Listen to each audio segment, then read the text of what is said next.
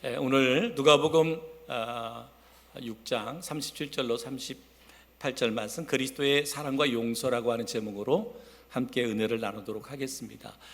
지금 누가복음의 말씀을 보면 우리 지난주에도 원수를 사랑해라, 선대해라, 그리고 더 많은 것으로 그들을 이렇게 사랑해라 라고 말씀하고 있습니다. 오늘 말씀도 예수님께서 우리에게 교훈하시는 말씀이 당시의 종교 지도자들 그리고 제사장들, 그들에게 자비 그리고 용서에 대해서 이렇게 말씀하고 있습니다. 근데 당시의 종교 지도자들은 함부로 사람들을 판단했습니다. 판단하고 그리고 비난하고 정죄하고, 이게 아주 그 못된 습관을 가졌습니다.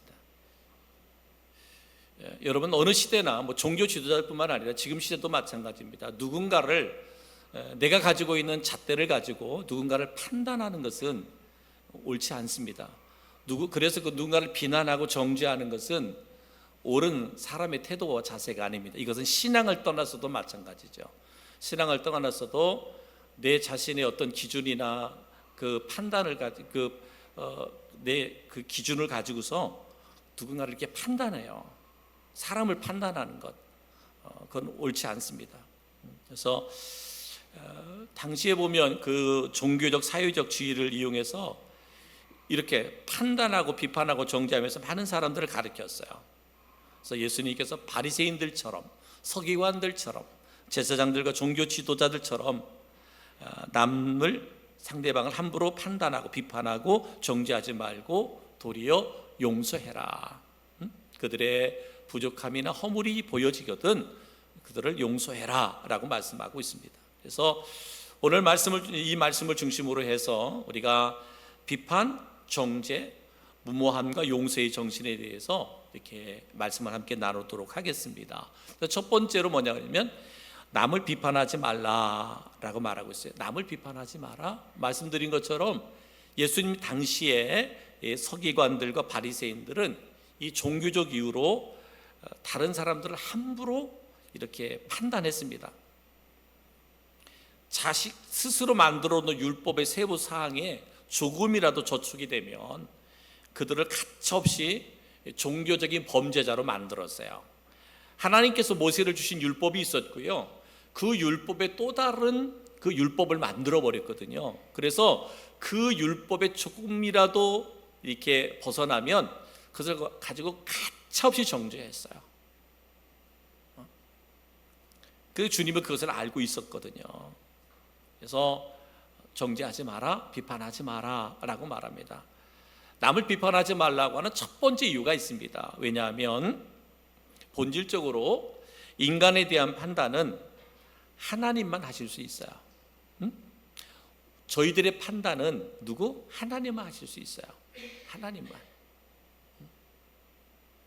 우리가 지난주에도 한번 제가 질문해 봤잖아요. 원수가 있느냐? 누구를 비판하냐? 물어봤잖아요. 근데 우리가 쉽게 빠져드는 게 뭐죠? 누군가를 정죄하는 거예요. 정죄하는 것. 정죄. 우리가 마음으로 생각으로 하는 것이라고 생각하기 때문에 이거는 그냥 별거 아니라고 생각해요. 근데 그렇지 않습니다. 하나님은 정죄나 비판이나 판단이나 이런 거 다 동일하게 보고 있어요. 그래서 이것은 누구만 할 수 있는 것이냐? 하나님만 하실 수 있는 거예요. 여러분의 권한이 아니다. 나의 권한이 아니다. 나의 권한. 목사라고 해서 그 성도들 내 기준을 세워서 때로는 그것이 성경적인 어떤 기준의 잣대로 가지고 그 기준을 가지고서 정죄하고 판단하는 것, 그것은 옳은 태도와 자세가 아니다. 부족함이 왜 안 보이겠어요? 그죠? 목사가 여러분을 볼 때나 여러분이 저를 볼 때나 성도 간에 서로 볼 때 부족함이 왜 안 보이겠어요? 그런데 오늘 성경은 뭐래요? 비판하지 마라, 정죄하지 마라. 우리의 눈에 보여진다고 하는 것은 우리가 그를 위해서 기도하라는 것이지, 그의 허물이나 부족함이 내 눈에 보여지면 기도하라고 보여주는 것이지 정죄하고 비판하라고 보여주는 것이 아니다라는 거예요. 우리를 정죄하고 비판하는 것은 누구만 할 수 있다? 하나님만 하실 수 있다. 여러분 꼭 명심하시기 바랍니다. 이렇게 신앙생활을 하면서 혹이라도 내가 신앙생활하면서 성도들이나 아니면 세상의 사람들에 대해서 그런 비판하고자 하는 정죄하고자 하는 마음이 들 때마다 아니야, 이것은 하나님이 나에게 기도하라고 보여준 거야 라고 생각하고 기도하시는 사람이 복 있는 사람이에요. 축복된 사람이다. 이 당시의 바리새인들, 서기관들, 종교 지도자들은 사람들에게 행하는 판단은 여러모로 불합리했다라는 거예요. 그러니까 그들이 적용하는 율법들은 보면 뭐 지도자들이나 좀 삶의 여유가 있는 사람들은 그래도 나름대로 지켜낼 수 있었던 것들이었는데, 그런데 정말 가난한 사람들, 정말 힘든 사람들은 그들이 정한 율법을 지키기가 너무너무 어려운 거예요. 근데 그들은, 종교의 지도자들은 그들이 자신들이 정해진 그 잣대를 가지고 정죄하고 판단하다 보니까 가난하고 또 어렵게 살아가는 사람들은 뭐 이 규례에 걸리지 않을 사람이 없는 거예요. 그러다 보니까 모든 사람들을 다 뭘로 만들어요? 다 죄인들로 만들어 버린 거예요. 하나님의 말씀에 율법에 불순종하는 죄인들로 만들어 버리는 거예요. 그래서 예수님께서 그들에게 말씀하셨잖아요. 비판하지 마라. 지금 이 누가복음에서 말씀하는 거, 이게 비판하지 마라고 하는 주님께서 가르친 교훈들은 이것은 오늘 시대에 우리에게도 동일하게 적용되는 말씀이에요. 그때 당시에 종교 지도자들에게만 해당되는 말씀이 아니라 오늘 이 시대를 살아가고 있는 그리스도인에게 동일하게 적용되는 말씀이에요.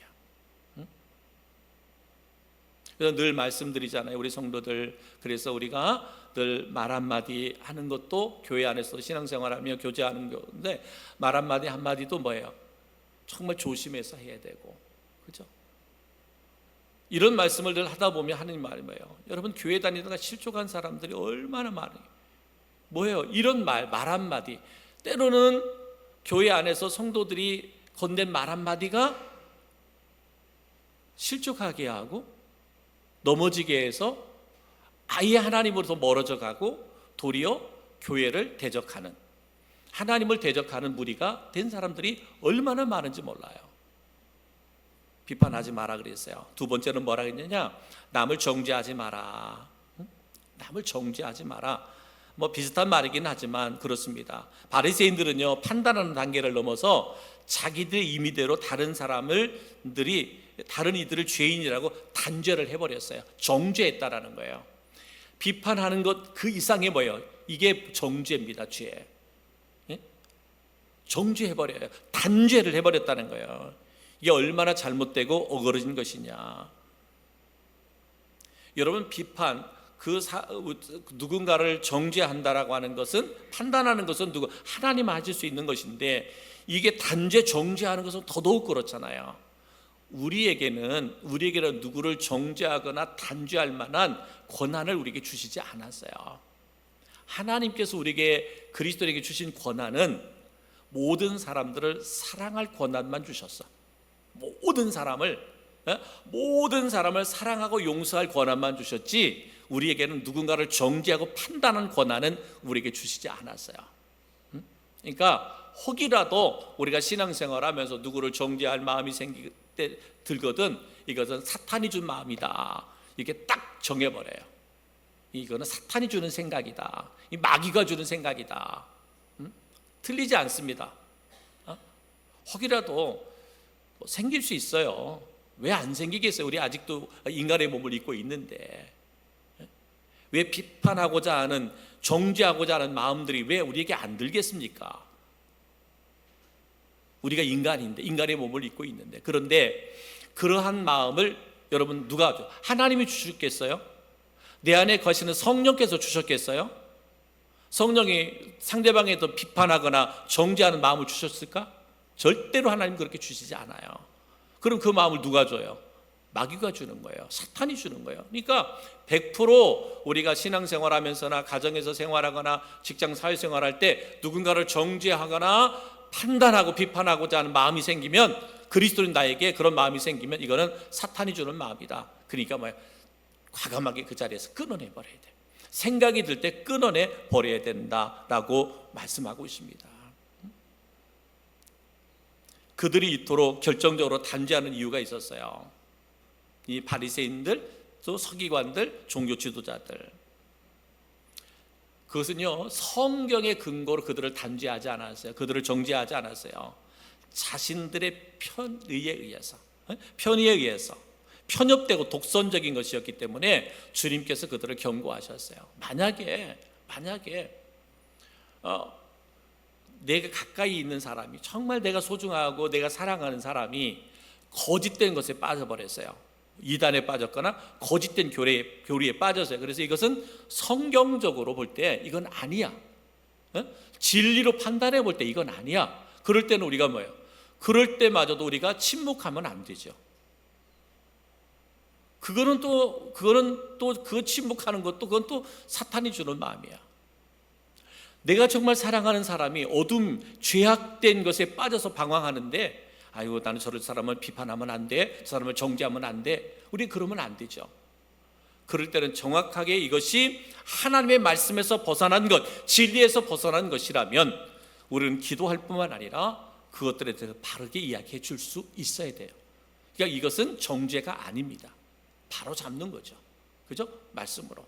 그런데 바리새인과 그들은요, 성경의 말씀에 딱 적용해서 우리를 정죄하고 비판하는 것이 아니라 그들의 편협되고 독선적인 생각을 가지고 그렇게 판단하고 그렇게 비난하고 그렇게 정죄했다라고 볼 수가 있습니다. 때로는 우리는 그럴 때가 많아요. 성직자는 성직자대로, 평신도는 평신도대로 아무 생각 없이, 정죄 없이, 생각 없이, 거침없이 남을 판단하고 정죄할 때가 있는데 하나님이 기뻐하지 않는다라고 성경은 말씀하고 있습니다. 그래서 예수님이 그렇게 말씀했어요. 마태복음 7장 3절에 보면 어찌하여 형제의 눈 속에 있는 티는 보고 내 눈 속에 있는 들보는 깨닫지 못하느냐.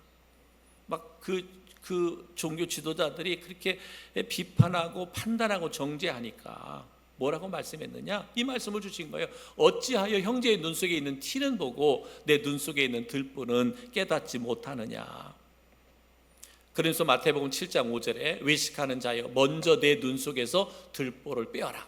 그 후에야 밝히 보고 형제의 눈 속에서 티를 빼라. 이렇게 말합니다. 그러니까 내 눈에 형제의 허물이 보이거든, 부족함이 보이거든, 뭐야? 먼저 내 자신을 되돌아봐라. 나에게도 이런 허물이 있지 않는가? 응? 내 자신에게 이런 티가, 내 눈에 이런 티가 있지는 않는가? 먼저 내 자신을 되돌아보라 라고 말씀하고 있습니다. 이게 지혜로운 성도죠. 지혜로운 사람입니다. 오늘 말씀 누가복음 6장 37절에 그렇게 말하잖아요. 비판하지 말라. 그리하면 너희가 비판을 받지 않을 것이요. 정죄하지 말라. 그리하면 너희가 정죄를 받지 않을 것이요. 용서하라. 그리하면 너희가 용서를 받을 것이요. 라고 말하고 있습니다. 주님께서는 비판받지 않으려거든, 정죄받지 않으려거든 남을 비판하지도 정죄하지도 말라고 경고하십니다. 근데 아까 말씀드린 것처럼 우리가 이 세상에 살아가면서 그럼 아무도 비판하고 정죄하지 말라고 하냐? 그렇진 않아요. 아까 말했잖아요. 우리가 살아가는 이 세상이 성경이 아니에요. 성경적이지 않아요. 그러면 우리가 어떻게 해야 돼요? 비판해야죠. 정죄해야죠. 그런 것들이 적용되지 않도록 기도해야죠. 우리가 나라를 위해서 늘 기도할 때마다 이 포괄적 차별금지법에 대해서 우리가 기도하잖아요. 이것은 뭐예요? 창조의 질서를 파괴하는 거잖아요. 하나님의 질서를 파괴하는 거예요. 가정의 질서를 파괴하는 거고요. 사회 질서를 파괴하는 거예요. 우리는 정죄하지 말라 그랬어? 우리는 판단하지 말라 그랬어? 비난하지 말라 그랬어? 만약에 그것에 대해서 우리가 침묵한다면 그것은 그리스도인으로 성도로 바른 신앙과 태도가 아니죠. 그것은 뭐예요? 하나님을 대적하는 것들이잖아요. 창조의 질서를 파괴하는 것들이잖아요. 그런 것들에 대해서는 우리가 그리스도인으로 반드시 비난하고 또 판단하고 정죄해서 이런 것들이 이 땅에 이루어지지 못하도록 해야 된다는 거예요. 그러니까 그리스도인들은 침묵만이 답이 아니라는 거예요. 여러분, 오늘 말씀의 의미를 여러분 아시겠죠? 비난하지 마라, 판단하지 마라, 정죄하지 마라. 왜 주님께서 이 말씀을 주셨는지 아시겠죠? 그러나 우리가 그리스도인으로서 성경에서 벗어난 것들을 우리에게 강요하거나 내가 정말 사랑하는 사람이 이 거짓된 것에 빠져 있다면 우리가 바르게 판단하고 바르게 정죄할 수 있어야 돼요. 그래야만 그들을 위해서 기도하고 바르게 이끌어 줄 수 있는 거예요. 오늘 성경은 우리에게 이야기하고 있어요. 그러니까 그런 게 뭐냐면 바르게 분별하라는 거예요. 올바르게 분별할 수 있어야 돼. 그리스도인들은 우리가 살아가면서 그리스도인으로서 이렇게 바르게 분별할 줄 알아야 돼. 근데 분별이, 여러분, 이 분별이 그냥 되냐 말이죠. 안 되죠. 지난 주일날 말씀드린 것처럼 하나님의 영이 내 안에 충만해야 돼요. 내 안에 충만해야 되고, 그리고 내가 말씀으로 말씀 앞에 내가 붙들림 받아야 돼요.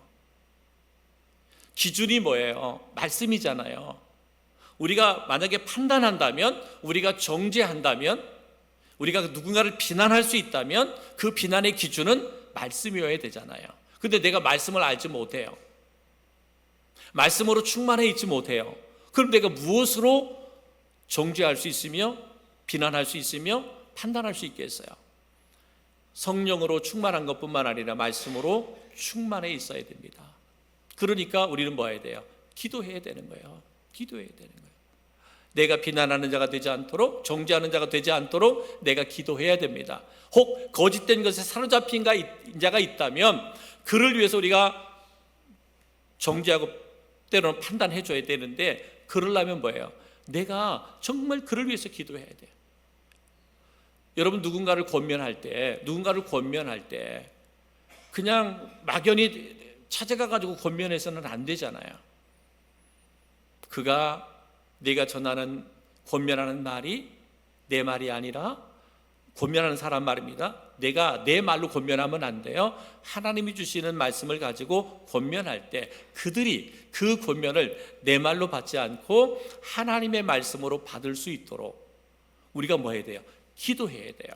기도하고 권면할 수 있어야 돼요. 그래야만 그들이 그 말씀으로 이렇게 변화되게 된다라고 말씀하고 있습니다. 사랑하는 성도 여러분, 저는 우리 성도 한 사람 한 사람이 올바른 분별력을 가져서 바르게 판단하고 바르게 이끌어갈 수 있는, 그러한 권면할 수 있는 그런 중보자들이 다 되어질 수 있기를 주님의 이름으로 축복합니다. 또 세 번째는 뭐라 그랬느냐? 서로 용서하라 그랬습니다. 우리 읽었던 누가복음 6장 37절 하반절에 보니까 뭐예요? 용서하라, 그리하면 너희가 용서를 받을 것이요 그랬습니다.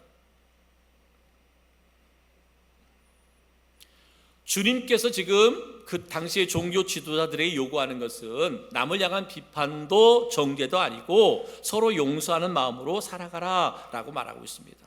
용서해라. 하나님의 나라가 세워져가는 가장 구체적이고 실제적인 방법이 있다면 그것은 뭐예요? 다른 사람을 용납하고 용서하는 거예요.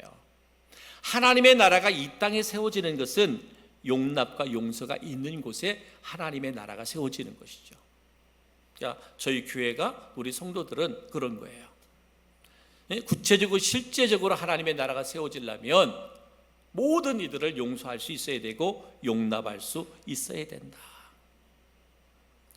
여러분, 우리나라에 수많은 교회가 있잖아요. 그죠? 수많은 교회가 있고요. 또 수많은 성도들이 있으면서도 왜 우리 사회는 왜 정죄가 많고 비난이 많고 서로 대적하는 일들이 많을까요?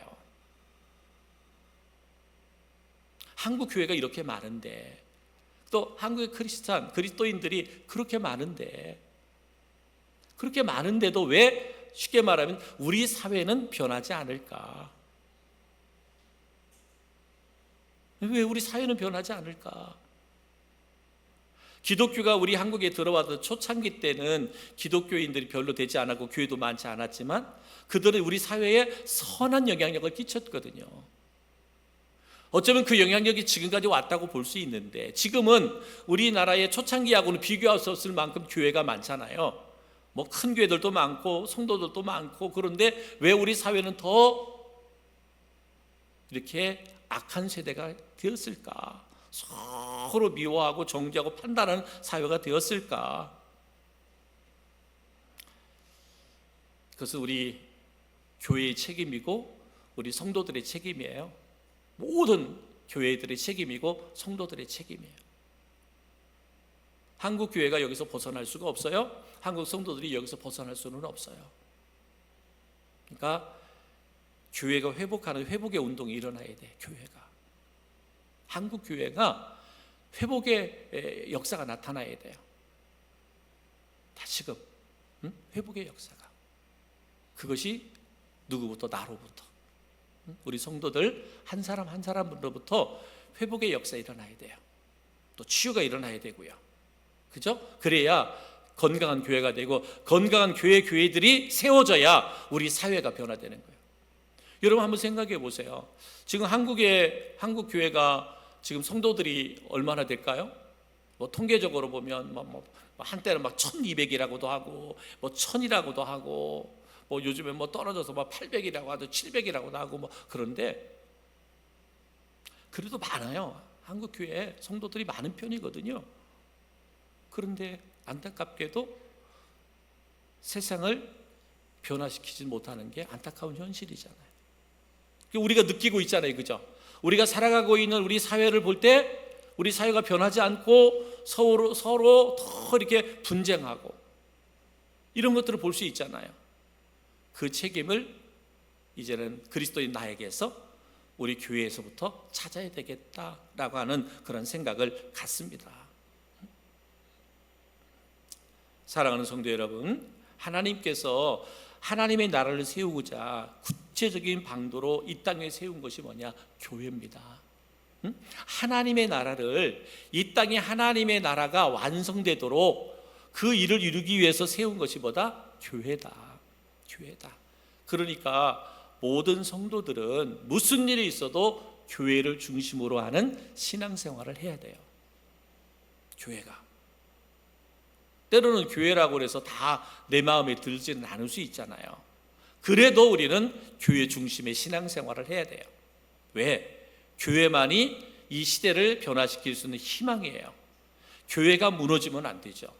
이 땅에 교회가 무너지면 우리 사회는 그냥 무너지는 거예요. 우리 사회는 무너지네. 교회만이 희망이에요. 교회만의 희망. 자, 우리 목사님들이 이렇게 모여가지고 얘기할 때 막 요즘에 자녀들의 문제 많이 있었잖아요. 애들이 출산을 않는다고 그래가지고. 그래서 막 정책들을 많이 쓰잖아요. 정책들을 많이 쓴다고 하는데, 저는 정부에서 일하는 사람들 교회를 잡아야 된다고 생각해요. 출산의 문제는 교회를 잡아야 된다.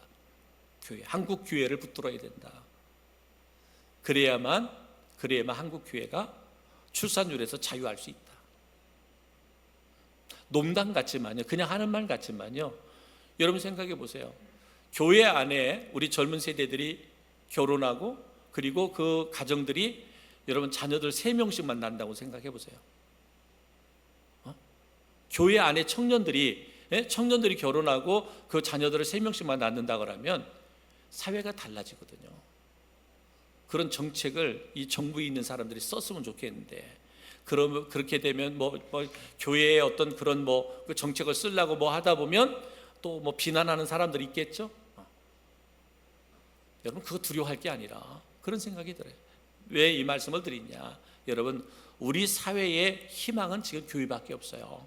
교회밖에 없어요. 교회가 희망입니다. 왜냐하면요, 하나님은 교회를 통해서 하나님의 나라를 세워가기를 원하시기 때문에 그랬어요. 그렇기 때문에 우리 사회의 희망은 뭐다? 교회다. 그러니까 우리가 섬기는 이 교회가, 공동체가 건강한 교회가 되어야 돼요. 건강한 교회, 바른 교회가 되어져야 된다라고 말씀하고 있습니다. 그런 은혜가 되기를 주의 이름으로 축복합니다. 그러려면 교회가 건강한 교회가 되려면 우리 성도 한 사람 한 사람이 먼저 건강해야 돼요. 내가 건강할 때, 그죠? 우리 가정이 건강하고 믿음의 가정들이 건강할 때 또 우리 공동체가 건강하고 우리 공동체가 건강해야 이 지역에도 좋은 영향력을 끼치게 되는 거예요. 그러면 교회들마다 이렇게 건강한 교회들이 공동체를 이룰 때 엄청난 시너지 효과가 이 사역 가운데 일어나게 되는 거예요.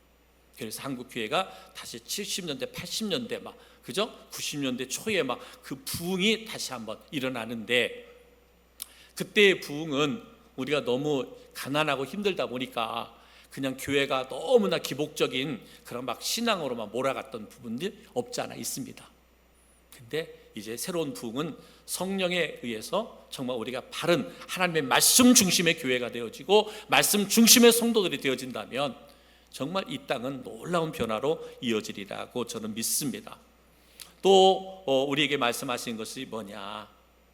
내가 가지고 있는 것을 필요한 사람들에게 나누어 주라 라고 말씀하고 있어요. 나누어 주라.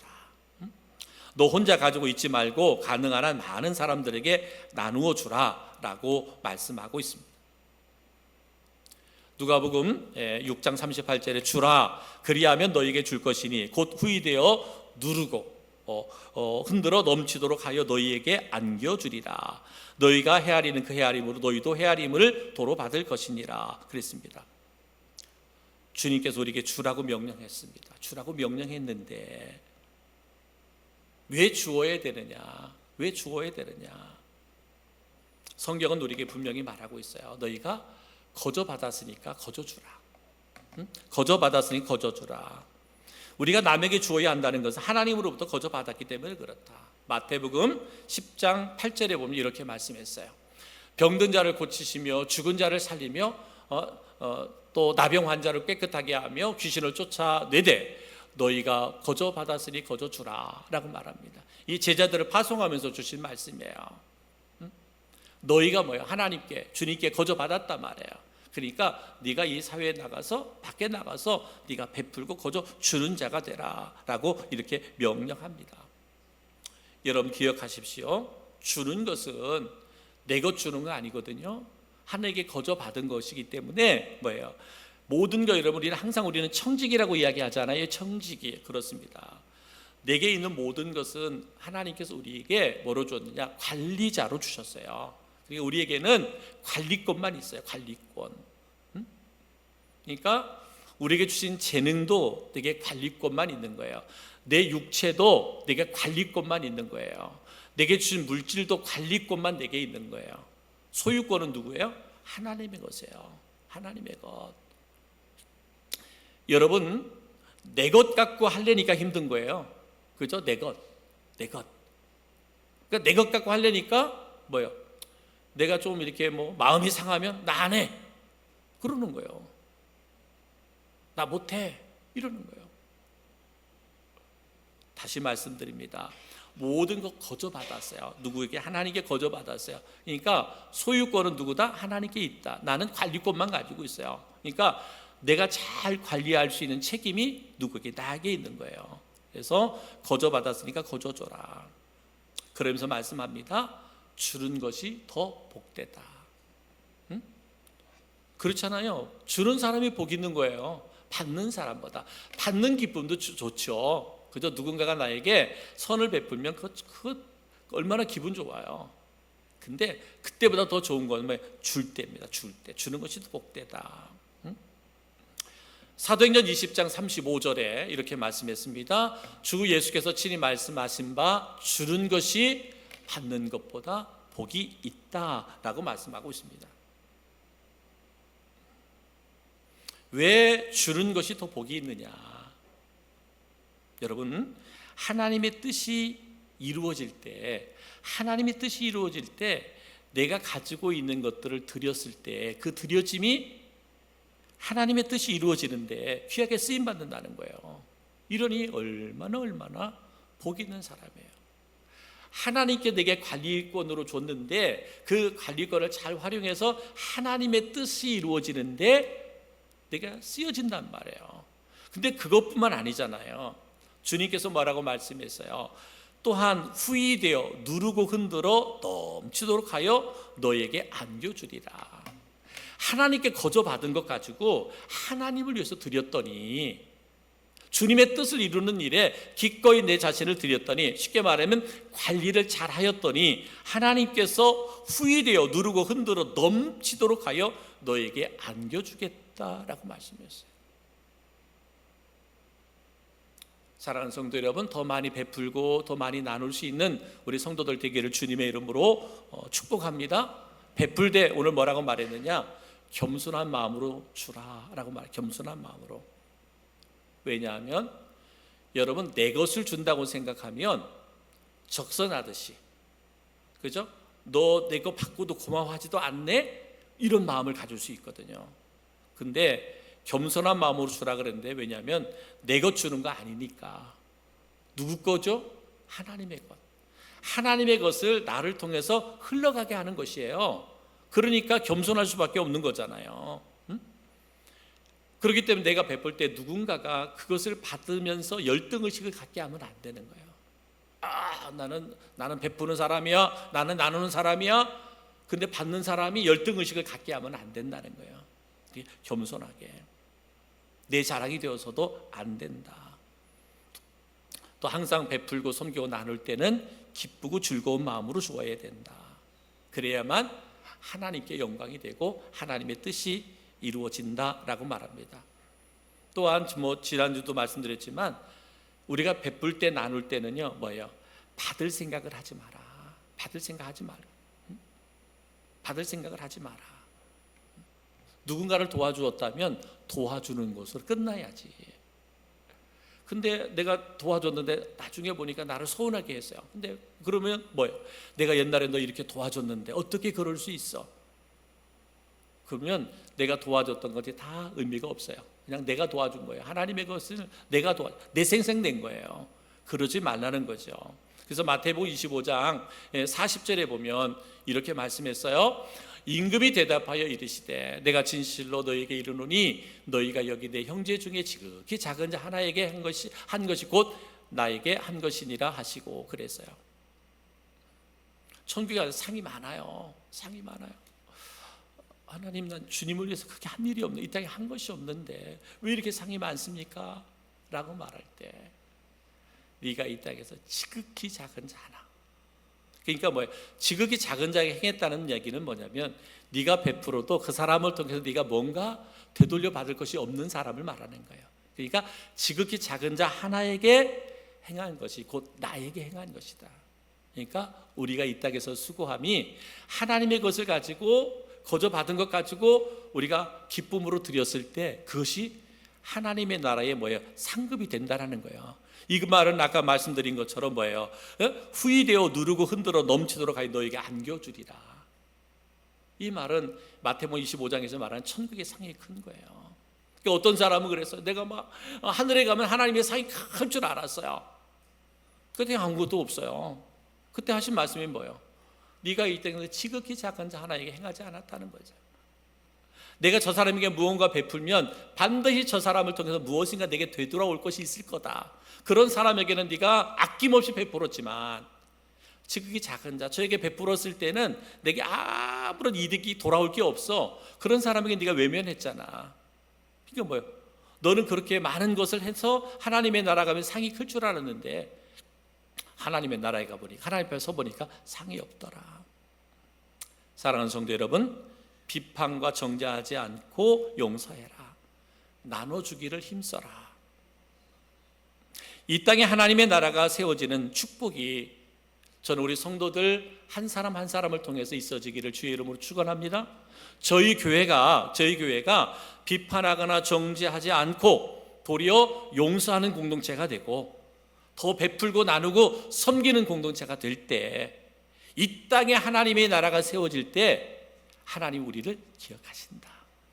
너 그랬잖아. 너가 음성 침략에서 신앙생활할 때 너는 가장 낮은 곳에서 누군가가 인정해주지 않는 그 사람을 섬겼고 그 일을 행했잖아. 너의 수고가 하나님이 기억하신 바 되고 하나님의 나라에서 이 상급이 된 거야. 이것이 축복이잖아요. 사랑하는 성도 여러분, 저는 주님 바라보고 신앙생활 할 수 있기를 주의 이름으로 축복합니다. 주님의 마음을 가지고 성도를 바라보고 이웃을 바라보고 교회를 바라볼 수 있는 우리 성도들 한 사람 한 사람 되어질 수 있기를 주님의 이름으로 축복합니다.